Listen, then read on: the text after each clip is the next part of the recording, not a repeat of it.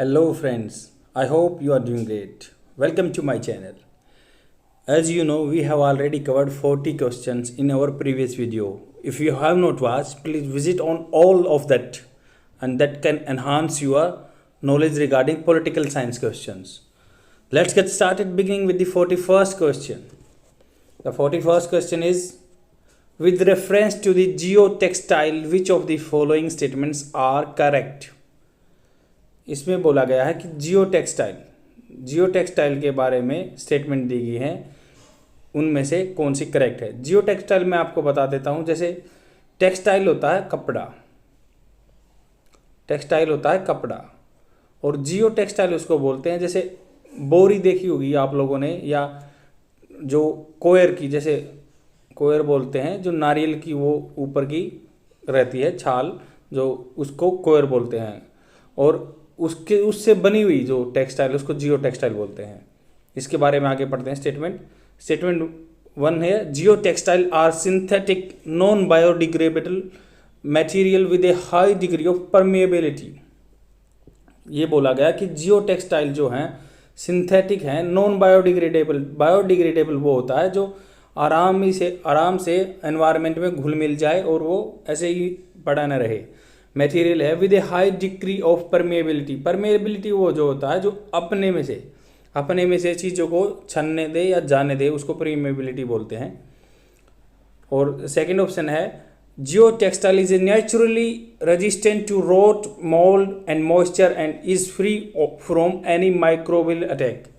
जियो textile जो बोला गया, क्या वो नेचुरली रेजिस्टेंट है, सड़ नहीं सकता, रोट सड़ नहीं सकता, या उसको डाला नहीं सकता, या मॉइस्चर उसमें नमी नहीं जाती, is free from any microbial attack, मतलब कोई बैक्टीरिया का उस पर अटैक नहीं हो सकता।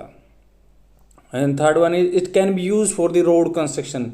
ये रोड कंस्ट्रक्शन के लिए यूज किया जा सकता है। Select the correct answer using the code given below. नीचे दिए गए आंसरों में से हमें करेक्ट आंसर बताना है। आप अपना आंसर मार्क कीजिए, तब तक मैं आपको एग्जैक्ट आंसर बताता हूँ। और ये मैंने क्वेश्चन एंड आंसर हिंदी में भी लिखे हुए हैं, हिंदी स्टूडेंट के लिए यहाँ से पढ़ सकते हैं। सेकंड एंड थर्ड इसका आंसर करेक्ट है। एक्सप्लेनेशन देखते हैं। देखो क्या है, ये जो पॉलिसी आई थी ये 2020 में आई थी। Public private partnership, PPP model बोलते हैं हम, P3 भी बोल देते हैं कई जगह इसको, क्योंकि 3 P हैं इसमें वो बोला गया कि पब्लिक प्राइवेट पार्टनरशिप के थ्रू जो रोड थे वो बनाने के लिए इस मटेरियल का यूज़ किया गया था, जियो टेक्सटाइल बोलते हैं जिसको। और इसमें क्या बोला गया था कि जियो टेक्सटाइल का यूज़ करेंगे कि जो कि मतलब एनवायरनमेंट में डिग्रेडेबल है, ये आराम से घुल मिल जाता है, और ये अपना मान लो क्या रोड होने की वजह से, पक्की चीज़ होने की वजह से पानी नीचे नहीं जाता। परमिएबल भी है, क्योंकि ये आपने देखा होगा कि बोरी के ऊपर पानी डालते हैं वो नीचे जाने देता है, तो वो हमारी अर्थ में भी पानी एब्जॉर्ब करेगा, ना कि फ्लड सिचुएशन नहीं बनेगी। और इसके बहुत सारे बेनिफिट हैं, इसलिए कि ये एनवायरनमेंट को ठीक रखेगा, और ये जैसे हमेशा फ्यूचर में ड्यूरेबल भी है। तो 2020 में पब्लिक प्राइवेट पार्टनरशिप के थ्रू NHAI जो national highway authority of India है, तो उनके साथ ये मिलके उनके इंजीनियर ने अप्रूव किया था। उनको इंजीनियर कांग्रेस बोलते हैं, जो मतलब नेशनल हाईवे की इंजीनियर होते हैं, उनका एक ग्रुप होता है, उनको कांग्रेस बोलते हैं उनकी। तो उन्होंने अप्रूव किया इसको बनाने के लिए, और उसके बारे में अब हम एक्सप्लेनेशन पढ़ते हैं। आपको समझ आ गया होगा कि क्या प्रोजेक्ट है ये। इसमें बोला गया, recently the government permitted the use of coir geo textile for rural road construction. Geo textile मतलब रूरल के लिए, गाँव में जो रोड है उसके लिए ये अप्रूव हुआ है। और बायोडिग्रेडेबल मटेरियल है ये, सिंथेटिक बायोडिग्रेडेबल, मतलब जो एनवायरनमेंट में आरामी से घुल जाए। और इसमें पॉलीप्रोपिलीन एंड पॉलिस्टर भी यूज है। With the high permeability of coir and textile can be use separation cum drainage layer in the road. Drainage layer के लिए भी काम आ सकता है। इसमें सेकंड स्टेटमेंट करेक्ट है, फर्स्ट स्टेटमेंट इनकरेक्ट इसलिए होगी क्योंकि बायोडिग्रेडेबल है, नॉन बायोडिग्रेडेबल नहीं है ये। और इसमें geo textile are resistant to rot, mould and moisture, मतलब इन पर नमी का असर नहीं पड़ता, नहीं ये सड़ते हैं। They are also free from microbial attack भी है, hence they do not need any chemical treatment. Chemical treatment की इसमें जरूरत नहीं है, ये फायदा है। And third option is, the national rural infrastructure development agency has permitted the use of coir textile under the Pradhan Mantri Gram सड़क योजना चरण 3। मतलब इसमें क्या है, जो प्रधानमंत्री ग्राम सड़क योजना है उसका चरण जो तीसरा चरण के लिए ये परमिटेड किया गया है। जो इंजीनियर की कांग्रेस है उसने अप्रूव किया है इसको, और जो सिविल इंजीनियर ने इनको इम्प्लीमेंट में लिया है। नेक्स्ट क्वेश्चन देखते हैं। 42nd क्वेश्चन है, with reference to the writs provided under Indian constitution which of the following statements is और आर करेक्ट। इसमें बोला गया है कि जो याचिका हमने पहले प्रीवियस वीडियो में भी पढ़ चुके हैं कि हैबियस कॉर्पस, मैंडामस, सर्सोरी, ये हमारी रिट्स होती हैं। आर्टिकल 32 के अंडर सुप्रीम कोर्ट में जा सकता है और आर्टिकल 226 के अंडर हाई कोर्ट में जा सकता है।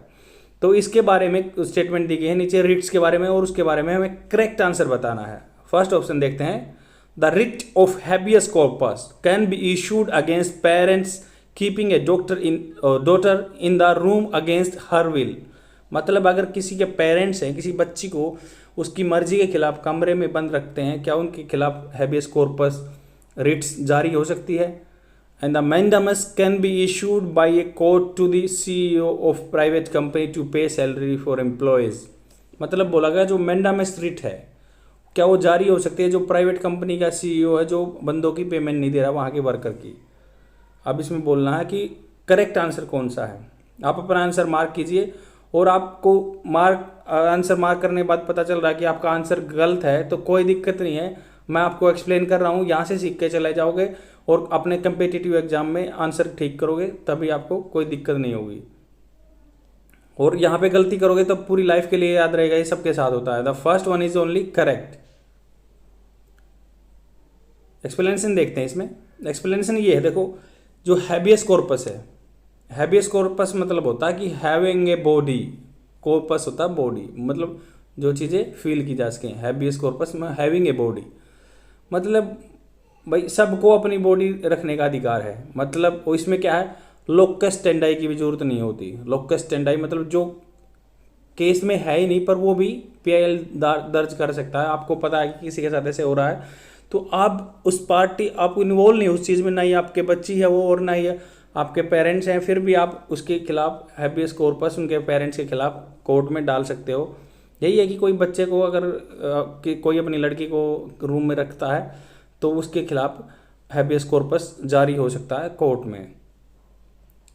और सेकंड ऑप्शन इसलिए इनकरेक्ट है क्योंकि मैंडामस का आप ऐसे आ सकते हो मैंडेटरी, मतलब मैंडेटरी है। कोई भी गवर्नमेंट ऑफिसर है लाइक IAS अफसर, IPS अफसर, एडमिनिस्ट्रेशन ऑफिसर है, उसको अपने जुडिस्डिक्शन में रह के काम करना ही है।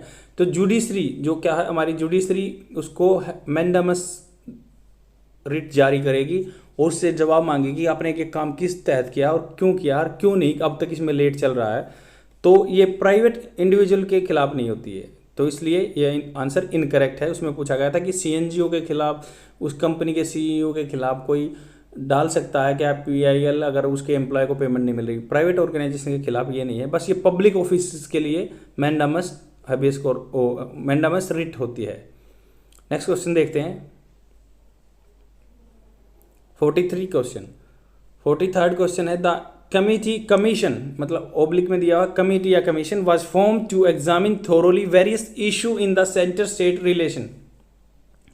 बोला गया कि जो कमीशन बनाया गया था वो एग्जामिन करने के लिए थोरोली सेंटर और state relation. It recommended the establishment of the inter state council under the article 263। जो आर्टिकल 263 में दिया गया है कि इंटर स्टेट काउंसिल होनी चाहिए, हमारे संविधान में लिखा गया है कि इंटर स्टेट काउंसिल होनी चाहिए डिस्प्यूट के देखने के लिए। आर्टिकल 263 में लिखा गया है the constitution for the first time, मतलब फर्स्ट टाइम बनाई गई है, recommendation for the deployment of the central arm police forces in the state. और जैसे कि सेंट्रल आर्म पुलिस फोर्सेज रहती हैं जैसे CRP, BSF को भी स्टेट में डिप्लॉय किया जाता है, वो किस अथॉरिटी के थ्रू किया जाता है और कब कहाँ आया था। Which of the following comments is refer to above paragraph. ये पैराग्राफ में जो बातें दी गई हैं उसमें किस कमेटी के बारे में बात किया गया, कमीशन के बारे में बात किया गया। आप अपना आंसर मार्क कीजिए, तब तक मैं आपको एग्जैक्ट आंसर बताता हूँ। इसका आंसर है फर्स्ट एडमिनिस्ट्रेटिव रिफॉर्म कमीशन, मतलब जो पहला प्रशासनिक सुधार आयोग था उसकी ये रिकमेंडेशन थी। और इसके फर्स्ट ABCD ऑप्शन दिए हुए उनके बारे में भी एक्सप्लेन करता हूँ मैं। जैसे क्या है, inter state council was set up in 1990। आप इसको ऐसे याद रखते हो, कई जो भी स्टडी कर रहे हैं उनका 1990 से 2-3 साल पहले जन्म हुआ होगा या बाद में होगा, तो उससे याद रख सकते हैं 1990 में इंटरस्टेट, दो स्टेटों मतलब डिस्प्यूट रिजोल्व करने के लिए इंटरस्टेट काउंसिल हुई थी। और पुंछ, पहला ऑप्शन ए था, पुंछी कमीशन दिया हुआ था, तो इसलिए वो गलत है क्योंकि पुंछी कमीशन तो 2007 में आया था। और Punchhi commission did not recommend the establishment of इस इंटरस्टेट काउंसिल, क्योंकि ये तो इसके बाद में आते तो कैसे इंटरस्टेट काउंसिल एस्टेब्लिशमेंट करने की क्या कहते हैं, वो 1990 में एस्टेब्लिश हो गई, पुंछी कमीशन 2007 में आया, तो ये इम्पॉसिबल है और इसलिए आंसर इनकरेक्ट है। और इसमें क्या कहा कि 2007 में पुंछी कमीशन के बारे में भी हमें यहाँ से पता चल जाएगा कि सेंटर स्टेट के रिलेशन के बारे में एग्जामिन करने के लिए पुंछी कमीशन बनाया गया था कि सेंटर के और स्टेट के कैसे रिलेशन है, जैसे सेंट्रल गवर्नमेंट स्टेट के साथ क्या कर रही है, स्टेट गवर्नमेंट क्या उसका इम्प्लीमेंटेशन कर रही है जो सेंटर गाइडलाइन देता है, उसके लिए पुंछी कमीशन 2007 में।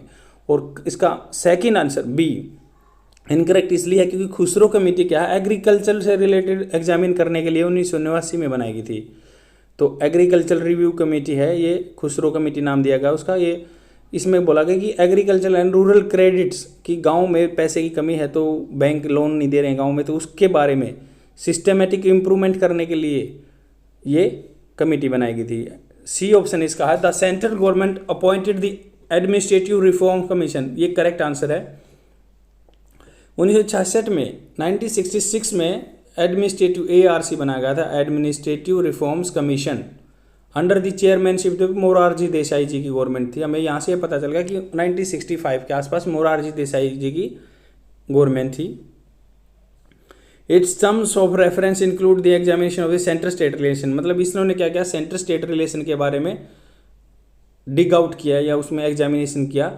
द फर्स्ट टाइम ये ARC ने रिकमेंडेशन दी कि इंटर स्टेट काउंसिल होनी चाहिए और वो आर्टिकल 263 में लिखा गया है। It recommended transferring more financial resources, मतलब सेंटर को बोला गया कि मोर फाइनेंशियल रिसोर्सेज चाहिए स्टेट के लिए पैसे का प्रावधान होना चाहिए कि उसको सेंटर पे डिपेंड ना होना पड़े स्टेट को कोई भी स्कीम इम्प्लीमेंट करने के लिए। और इसी के तहत सेंट्रल आर्म पुलिस फोर्स जो थी वो डिप्लॉय की जा सकती थी स्टेट में। ये पहली बार 1990 में इंटर स्टेट काउंसिल हुई थी, उसके बाद ही डिप्लॉय होने लगी, उससे पहले जो सेंट्रल आर्म पुलिस फोर्स थी वो डिप्लॉय नहीं हो सकती थी। और ये इसकी रिकमेंडेशन 1966 में दी थी, inter state ARC administrative reforms commission. D option इसका इनकरेक्ट इसलिए है क्योंकि ये 1990 में एस्टेब्लिश हुई थी इंटर स्टेट काउंसिल, बट जो सरकारिया कमीशन है वाज ऑलरेडी, मतलब सरकारिया कमीशन इसके बाद भी रिकमेंडेशन दी थी इंटर स्टेट काउंसिल के बारे में, बट ये उससे पहले बन चुकी थी ARC जो है 1966 में। ये भी सेंटर स्टेट रिलेशन के लिए सरकारिया कमीशन आया था, 2005 में आया था ये। नेक्स्ट क्वेश्चन देखते हैं।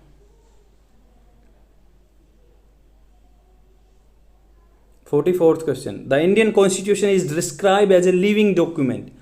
हमने प्रीवियस वीडियो में बताया था कि जो कॉन्स्टिट्यूशन को लिविंग डॉक्यूमेंट बोला जाता है कि जिंदा है ये, और ये हमेशा अपने आप को चेंज करता रहता है। क्यों चेंज करता रहता है कि इंटरप्रिटेशन होता रहता है, जुडिशरी हमारी इंटरप्रिटेट करती है, जो कॉन्स्टिट्यूशन लिखा गया है उसमें हमेशा अमेंडमेंट होते रहते हैं कि उसको, क्योंकि उसमें बहुत सारी वेग टर्म है, ओनली से बहुत वर्ड चेंज हो जाता है। जैसे आर्टिकल 19 में पहले इतने प्रोविजन नहीं थे, उसके बाद हुआ कि freedom of speech and expression, कल भी हमने इसके बारे में पढ़ा था।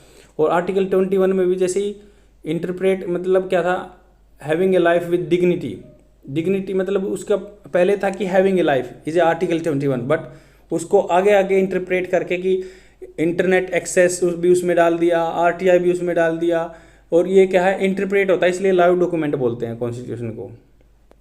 इसके बारे में ऑप्शन दिए गए हैं। It is a first option a option है इसका, it is a dynamic open to interpretation and respond to changing situation, मतलब सिचुएशन के द्वारा बदलते के अनुसार आपको बदल लेता है, और ये डायनेमिक है मतलब गतिशील है। ये इसका करेक्ट आंसर है। एक्सप्लेनेशन देखते हैं इसकी। इसमें बोला गया कि the constitution is refer to living document as it keeps updating, वो अपडेट होता रहता है, and keep evolving in the response to the situation and circumstances, situation हालात और स्थितियों की वजह से वो अपने आप को अपडेट करता रहता है। It is not a fix document, fix नहीं है। अब ये आगे मान लो स्टेटमेंट किसी और क्वेश्चन में आ जाए, क्या फिक्स डॉक्यूमेंट है कॉन्स्टिट्यूशन? नहीं, फिक्स डॉक्यूमेंट नहीं है। अनएमिनेबल इज टू अमेंडमेंट्स, मतलब ये अनअवेलेबल नहीं है, एमिनेबल है। ये इंग्लिश का बहुत अच्छा वर्ड है, आपके आगे काम आएगा। एमिनेबल मतलब जो इजी से मान जाए, स्थिति के अकॉर्डिंग ढाल ले अपने आप को। एमिनेबल जो सहज हो उसको एमिनल बोलते हैं, एमिनेबल बोलते हैं। The constitution provide article 368 to amendment the, मतलब ये कल हमने पढ़ा था 368 में अमेंडमेंट हो सकते हैं। कॉन्स्टिट्यूशन अमेंडमेंट के लिए 368 आर्टिकल है। नेक्स्ट क्वेश्चन देखते हैं 45th question. With reference to the article 1 of the constitution which of the following statements are incorrect. हमें क्वेश्चन अटेम्प्ट करने से पहले किसी भी पेपर में उसको स्टेटमेंट से पढ़नी, इसमें इनकरेक्ट पूछा है। संविधान का आर्टिकल 1 जिसमें बोला गया इंडिया, ये मैं आपको आर्टिकल की वर्डिंग बता रहा हूं, India the Bharat, India the Bharat shall be the union of states. ये वर्डिंग आर्टिकल की, जो आर्टिकल 1 है हमारे कॉन्स्टिट्यूशन में, मतलब इंडिया जो भारत है वो स्टेट्स का, उनका यूनियन है। और इंडिया में एक मैं आपको पहले ही क्वेश्चन अटेम्प्ट करने से पहले बता दूं, क्या इसके स्टेट डिस्ट्रिक्टेबल हैं बट यूनियन नॉट डिस्ट्रिक्टेबल है। इंडिया क्या पार्ट है, सेंटर नॉन डिस्ट्रिक्टेबल और स्टेट डिस्ट्रिक्टेबल, उनका नाम भी चेंज हो सकता है और टेरिटरी भी चेंज हो सकती है स्टेट की। और ये बहुत बार हमने किया भी है, जैसे बिहार से झारखंड निकाल दिया, छत्तीसगढ़ निकाल दिया उड़ीसा से, तो चीज़ें ऐसे ऐसे बदलती रही हैं। द फर्स्ट इसका स्टेटमेंट क्या है, originally the constitution adopted the name of the country as Bharat, कि इसका क्या ओनली, इसमें बोल दिया adopted the name of country, originally क्या इसका भारत ओनली। देखो ओनली टर्म का बहुत यहाँ पे ध्यान रखना हमें कि ओनली बताया कि इसको ओनली क्या भारत ही बोलते थे कॉन्स्टिट्यूशन में पहले। सेकेंड स्टेटमेंट है union of India is a wider expression than the territory of India which include states and union territory and acquired territory. मतलब इसमें बोल दिया कि यूनियन ऑफ इंडिया क्या वाइडर एक्सप्रेशन है टेरिटरी ऑफ इंडिया। मतलब दो टर्म हमारे कॉन्स्टिट्यूशन में यूज होते हैं, union of India and territory of India. इन दोनों का डिफरेंस बता दिया कि कौन सा बड़ा है कौन सा छोटा है। देखो मैं आपको बताता हूँ, यूनियन ऑफ इंडिया बोलते हैं सेंट्रल प्लस स्टेट को, इसमें यूनियन टेरिटरी नहीं आती। और या फिर जो एक्स्ट्रा टेरिटोरियल बॉडी रहती है जहाँ पे कोई एरिया है हमारे देश की सीमा से बाहर है, वो भी नहीं आता यूनियन ऑफ इंडिया में। टेरिटरी ऑफ इंडिया क्या है, लॉन्ग टर्म है, वाइड टर्म है, इसमें सब आ जाता है, सेंटर स्टेट अंडर यूटी हैं, और जैसे मान लो लक्षद्वीप आ जाता है, या फिर हमारे पिछले जैसे बेरूबारी केस आया था जो उस 2015 में, उससे पहले जो था कि जो भी हमारे कुछ मतलब जगह थी जो आइलैंड टाइप में थे वो हमारे बांग्लादेश में थे, और बांग्लादेश का कुछ एरिया हमारे पास था, तो वो एक्सचेंज हुए थे एक लॉ के थ्रू। तो यही है कि वो टेरिटरी बिगर टर्म है, union of India smaller term है। India is called a destructible union of the indestructible states. ये मैंने आपको पहले ही बता दिया, तो आप अपना करेक्ट आंसर मार्क कीजिए, तब तक मैं आपको बताता हूँ। अब तो मैंने पूरा एक्सप्लेन कर ही दिया, आपका एग्जैक्ट आंसर होना चाहिए। इसका एग्जैक्ट आंसर है डी, फर्स्ट सेकंड थर्ड तीनों ही इसकी करेक्ट हैं। Constitution of talk about the name and मतलब तीनों ही इनकरेक्ट है क्योंकि इसमें इनकरेक्ट पूछा गया था। The constitution of India talks about the name and territory of the union, उसका नाम के बारे में बात करता है। इंडिया शेल द भारत मतलब, और shall be the union of the states, इसमें ये बोला गया है। तो इसमें बता दिया कि भाई क्या नेम इसका इंडिया भी भारत भी है, और उसके ऑप्शन में दिया गया था कि इसका भारत ओरिजिनल नाम था, नहीं इसका इंडिया भी बोलते हैं, वो कॉन्स्टिट्यूशन में लिखा ही हुआ है, इसलिए वो इनकरेक्ट है। सेकंड क्या है, वो भी इनकरेक्ट इसलिए है क्योंकि इसने बोल दिया कि जो वाइडर टर्म है वो यूनियन ऑफ इंडिया नहीं है, वो territory of India wider term है, इसमें यही लिखा गया है। And the third option is incorrect इसलिए है क्योंकि जो डिस्ट्रिक्टेबल है, यूएसए की बात है ये, जो कि यूएसए के स्टेट अनडिस्ट्रिक्टेबल हैं, वो उनको तोड़ा नहीं जा सकता और उनका वो टूट सकता है, यूनियन टूट सकती है। बट हमारे क्या है, यूनियन फिक्स रहेगी, डिस्ट्रिक्टेबल स्टेट्स हैं उनको टेरिटरी को घटाया बढ़ाया जा सकता है। नेक्स्ट क्वेश्चन देखते हैं 46 question. 46 question, Indian institute of food processing technology is a premier national institute of promoting research and education in food processing, its headquarter is located in. इसने लेटेस्ट करंट का क्वेश्चन है, इसमें बोला गया है Indian institute, जैसे Indian institute of food processing technology क्या होती है, जैसे हमारे पास पोटैटो है, पोटैटो को हम चिप्स बनाते हैं, ये फूड प्रोसेस हुआ और उसको हम लंबे टाइम तक पेरिसेबल, मतलब पेरिसेबल आइटम को प्रिजर्व करके रख सकते हैं, ख़राब नहीं होगा। जैसे दूध से हम मिठाई बना देते हैं, उसको फूड प्रोसेस हुआ और दूध तो पेरिसेबल है, जल्दी ही ख़राब हो जाएगा, बट मिठाई बहुत दिन तक चल सकती है, पनीर बहुत दिन तक चल सकता है। सेम ऐसे ही मतलब उसको प्रोसेस करके हम खाने लायक लंबे समय तक प्रिजर्व कर सकते हैं। उसके लिए है, अभी रिसेंटली क्या हुआ था, देखो कोविड-19 के पेशेंट हैं, उनके लिए न्यूट्रिशन मतलब वैल्यू प्रदान करने के लिए खाने के लिए, इसका हेडक्वार्टर मैं बता देता हूँ, तंजावुर में है, Indian institute of food processing industry का। उसमें क्या है, जो कोविड-19 के एक्सप्लेनेशन देखते हैं, इसमें क्या बोला कि जो कोविड-19 के पेशेंट थे उनको न्यूट्रिएंट रिच फूड प्रोवाइड करने के लिए, उनकी इम्यूनिटी बूस्ट करने के लिए ये बनाया गया है। और इसमें क्या बोला कि अलग अलग तरह के प्रोसेस फूड होने चाहिए जिससे न्यूट्रिशन सबको मिल सके, और इसका हेडक्वार्टर तंजावर तमिलनाडु में है। नेक्स्ट क्वेश्चन देखते हैं, 47th question, which of the following duties have been constitutionally prescribed for this centre. मतलब सेंटर की जो ड्यूटी है क्या, उनके बारे में बताया गया, सेंटर की क्या ड्यूटी है स्टेट को लेके या देश को लेके, कंट्री को लेके, उनकी ड्यूटी के बारे में क्वेश्चन है। स्टेटमेंट फर्स्ट देखते हैं, to protect every state against external aggression and internal disturbance. मतलब हर स्टेट को बचाना है एक्सटर्नल एग्रेशन, मतलब कोई बाहरी तो आक्रमण नहीं हो रहा उसके ऊपर, या इंटरनल डिस्टर्बेंस है, किसी स्टेट को बचाने का काम सेंटर का है। Second option, to ensure state governments are not indulge in corruption and are performing their duty without malafide intention. Malafide intention होता है कि भाई बुरे विचार से, बुरे कामना से काम कर रहे हैं, या उसमें स्टेट में करप्शन है। इसके मतलब मान लो मैं आपको इसमें क्या है, करेक्ट आंसर बताना है, मैं आपको हिस्ट्री बताता हूँ इस चीज़ों की। क्या था 1975 के आसपास, जब यहाँ पे इसका फर्स्ट ओनली करेक्ट आंसर है, आपको एक्सप्लेनेशन बताता हूँ, इसकी हिस्ट्री बताता हूँ। 1975 के आसपास के बहुत कंट्री में बहुत बार इमरजेंसी लगी, जब हमारी प्राइम मिनिस्टर श्रीमती इंदिरा गांधी जी थी। उन्होंने 47 सेकेंड अमेंडमेंट 1976 में लेके आए थे, जो मिनी कॉन्स्टिट्यूशन बोला जाता है, उसको भारत का छोटा संविधान बोला जाता है। इसमें बहुत सारी चीज़ें चेंज हो गई थी, इतनी बार इमरजेंसी लगी कि स्टेट को पावर नहीं दी गई थी, वो बार बार इमरजेंसी लग रही थी। अब उसमें क्या था, उसके बाद 44 में जब गवर्नमेंट चेंज हुई, 44 कॉन्स्टिट्यूशन अमेंडमेंट 1978 में गवर्नमेंट चेंज हो गई थी, तब उन्होंने इस चीज़ को थोड़ा बहुत सुधारा अगली गवर्नमेंट ने। और इसमें क्या था, इस टाइम पे वीपी सिंह की गवर्नमेंट थी, उन्होंने क्या किया था, बहुत सारे अमेंडमेंट लाए थे कॉन्स्टिट्यूशन में, क्योंकि इमरजेंसी का दुरुपयोग ना हो सके। नहीं तो ऐसे पहले क्या करता, पीएम बोल देता था प्रेसिडेंट को, तो इमरजेंसी लग जाती थी। बाद में 44वें संविधान संशोधन के थ्रू ये बता दिया गया कि नहीं, पीएम के बस जुबान से नहीं लगेगा, उसको लिखित में देना पड़ेगा, और काउंसिल ऑफ मिनिस्टर के साइन होने चाहिए सभी, तभी इमरजेंसी प्रोक्लेम होगी। तो यही रूल है। और पहले था कि अगर मान लो नेशनल इमरजेंसी होती है 352, आर्टिकल 352, और 356 होती है कॉन्स्टिट्यूशनल इमरजेंसी, जिसको प्रेसिडेंट रूल बोलते हैं, वो 356 में आता है। तो ये है कि 356 को बहुत बार यूज किया गया था, उसको बोल दे, उस पर लिमिट लगा दी कि हर 6 महीने में पार्लियामेंट का अप्रूवल चाहिए, और उसकी लिमिट हो जाएगी मैक्सिमम 3 ईयर्स अगर कॉन्स्टिट्यूशनल इमरजेंसी बोलते हैं। और 352 क्या है, लॉन्ग लाइफ के लिए लग सकती है, पर इसमें भी हर 6 महीने के लिए रिव्यू होना चाहिए उसको रिन्यू करके तभी आगे जाएगी। अब क्वेश्चन पे आ जाते हैं। आई होप आपको इसके बारे में अच्छी खासी नॉलेज हो गई होगी।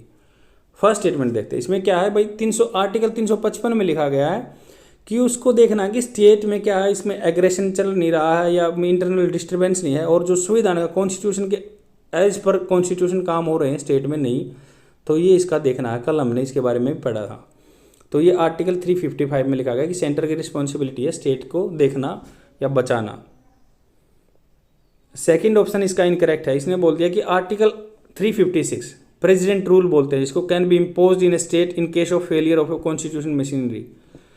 कॉन्स्टिट्यूशनल मशीनरी फेल हो गई तो वहाँ पे लग सकता है, मतलब आर्टिकल 356 की इमरजेंसी लग सकती है, या प्रेसिडेंट रूल बोलते हैं जिसको। अब कॉन्स्टिट्यूशन मशीनरी ये है कि एज पर द कॉन्स्टिट्यूशन काम नहीं हो रहा, पर अगर करप्शन है, क्योंकि करप्शन बोल दिया, उसमें सेकंड स्टेटमेंट क्या था, करप्शन है भाई और मेलाफाइड है। करप्शन और मेलाफाइड बेस पे कभी भी कहीं भी कॉन्स्टिट्यूशनल इमरजेंसी बोलते हैं या जिसको प्रेसिडेंट रूल बोलते हैं वो नहीं लगेगा, क्योंकि ये SR बोम्मई केस, ये है SR Bommai case, supreme court ने रूल ऑर्डर किया था। SR बोम्मई केस 1994 में आया था।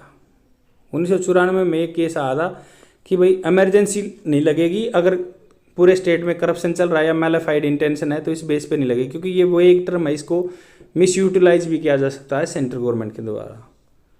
नेक्स्ट क्वेश्चन देखते हैं, 48th question, with reference to the national biomedical resource Indianisation consortium which of the following statements, मतलब स्टेटमेंट्स दी गई हैं किसके बारे में, नेशनल राष्ट्रीय बायोमेडिकल जो हमारी बायो से संबंधित है, रिसोर्स इंडियनाइजेशन कंसोर्टियम, कंसोर्टियम होता है संघ, मतलब कोई भी, जैसे आप किसी मंडी में चीज़ें लेके जा रहे हैं और 3-4 जो वहाँ के मान लो आरती हैं वो इकट्ठे मिलकर इन कंसोर्टियम संघ बना लेते हैं और उससे ज़्यादा आपको रेट नहीं मिलते, उसको संघ बोलते हैं कंसोर्टियम। स्टेटमेंट 1 पढ़ते हैं, it aims to drive indigenous innovation focused on the developing diagnostic vaccine and therapeutics for the कोविड-19।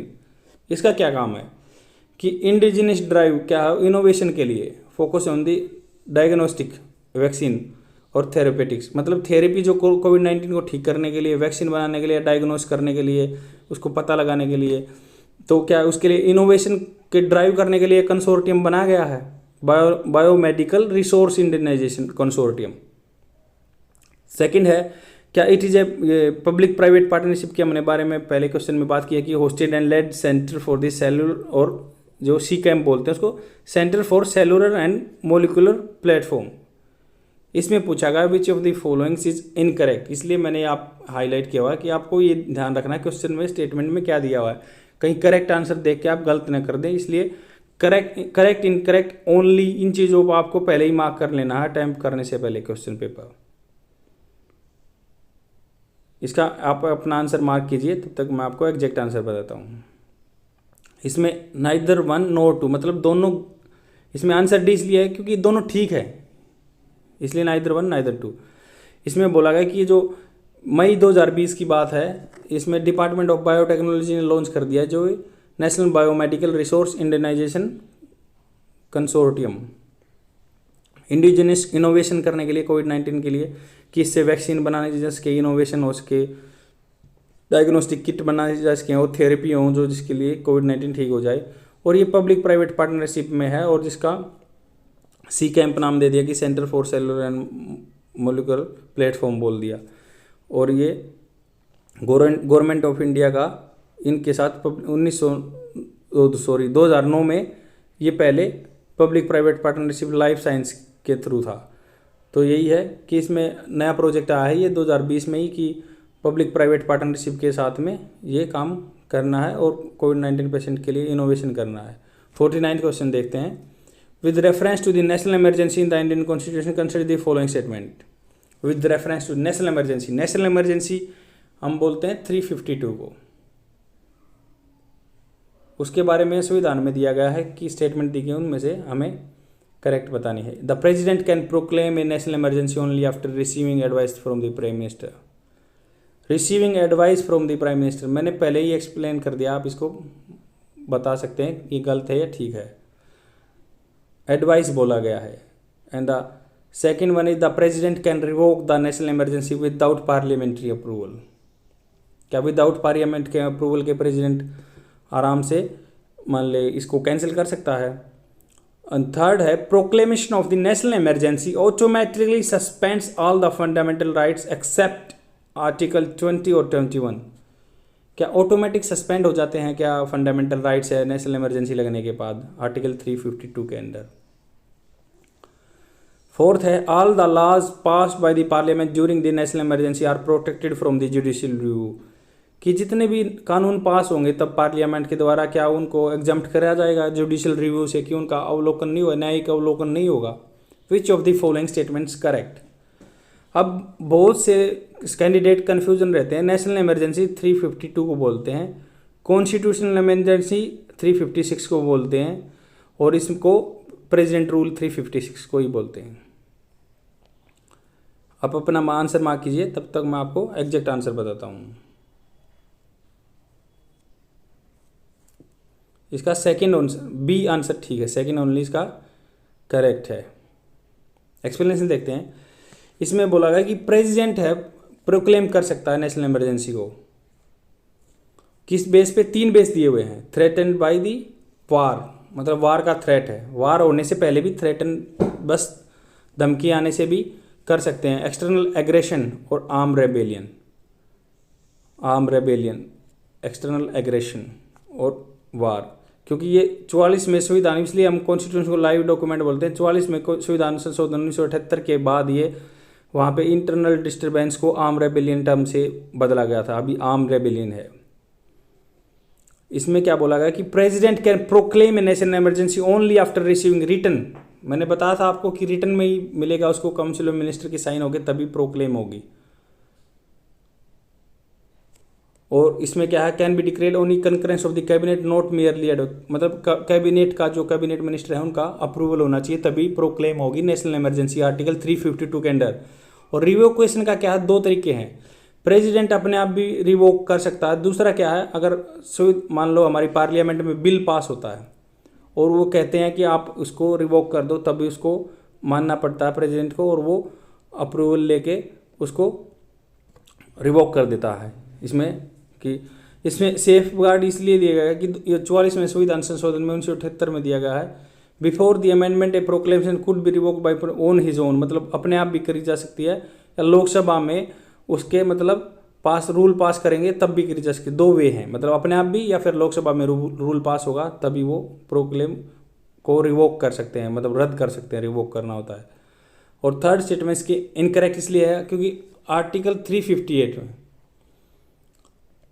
358 में लिखा गया है कि जो आर्टिकल 19 में चीज़ें है ना, मान लो फंडामेंटल राइट्स हैं हमारे, स्पीच ऑफ एक्सप्रेशन जो होता है, इकट्ठे आदमी होने का होता है, तो वही सस्पेंड होंगे ऑटोमेटिकली नेशनल इमरजेंसी लगते ही। बाकी और जो फंडामेंटल राइट सस्पेंड हो सकते हैं पर उसके लिए प्रेसिडेंट ऑर्डर देगा, प्रेसिडेंशियल ऑर्डर आएगा तभी वो कैंसिल होंगे, यही बात इसमें लिखी गई है। और फोर्थ इसका करेक्ट है, only those laws which are related to emergency are protected, मतलब जो इमरजेंसी से रिलेटेड लॉ हैं उनका ही जुडिशियल रिव्यू नहीं होगा, बाकी और कोई भी लॉ बनेंगे ना तो उनका जुडिशियल रिव्यू होगा। मतलब इसको रिवोक करने के लिए या इसमें जो भी इससे रिलेटेड होंगे ना बस इमरजेंसी से, वही लॉ का जुडिशियल रिव्यू नहीं होगा इमरजेंसी के टाइम पे, नहीं तो बाकी जो भी रूल बनेंगे पार्लियामेंट में उनका जुडिशियल रिव्यू हो सकता है। नेक्स्ट क्वेश्चन देखते हैं।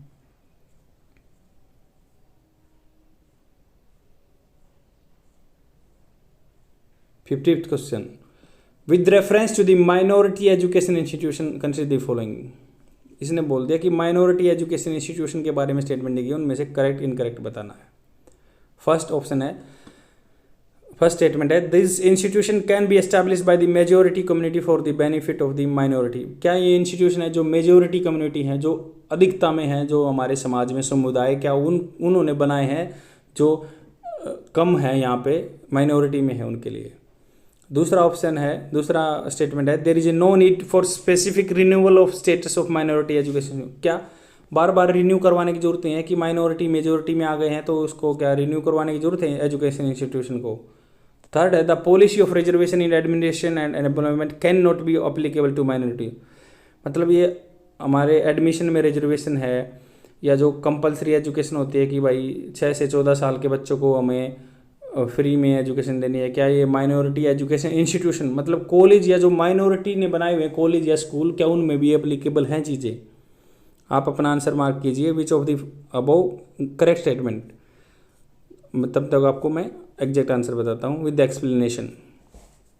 आई होप मैं सब चीज़ों को कवर करता चल रहा हूँ, और हम 10 क्वेश्चन करते हैं डेली, उनमें मैं फुल एक्सप्लेन कर रहा हूँ, जिससे कि आपको बस एक बार रिवाइज करने की जरूरत है बुक से, और नहीं तो आपका ऑटो में सब क्लियर होता जा रहा है। ऐसे ही आप जुडिशली अगर 6 मंथ भी फॉलो करोगे तो आपका सब चीज़ें कंसेप्ट क्लियर हो जाएंगे और एवरी सब्जेक्ट में आप मास्टर हो जाओगे। इंडियन गवर्नमेंट का कोई भी एग्जाम आप क्लियर आराम से कर सकते हो।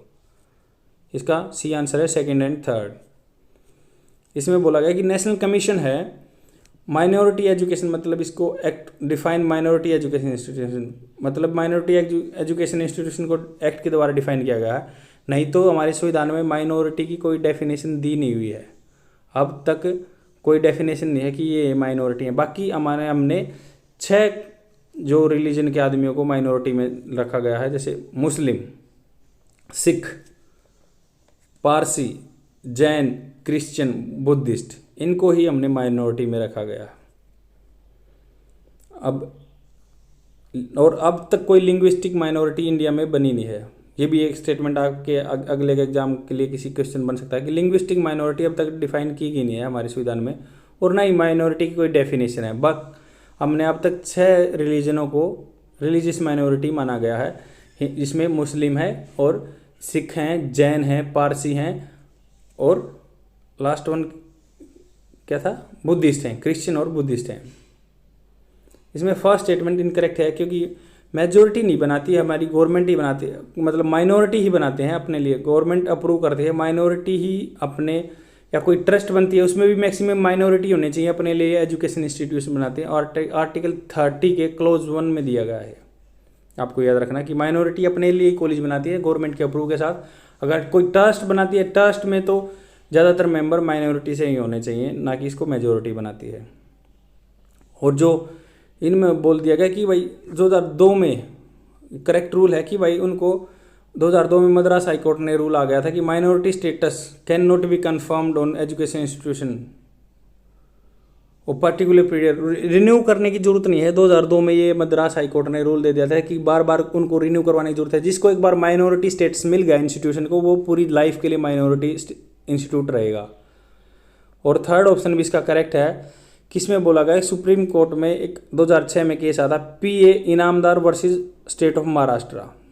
मतलब महाराष्ट्र में केस था, पीए इनामदार नाम था उसका, वर्सेस महाराष्ट्र गवर्नमेंट के खिलाफ, कि बोला गया था कि policy of reservation in admission and employment can not be applicable to minority. मतलब जो रिजर्वेशन मिलता है वो माइनॉरिटी एजुकेशन इंस्टीट्यूशन में एप्लीकेबल नहीं है, वो बाकी हमारे जो स्कूलों में, कॉलेजों में एप्लीकेबल है रिजर्वेशन का सिस्टम। बाकी जो माइनॉरिटी एजुकेशन इंस्टीट्यूशन होंगे उनमें कोई रिजर्वेशन का फंडा नहीं है।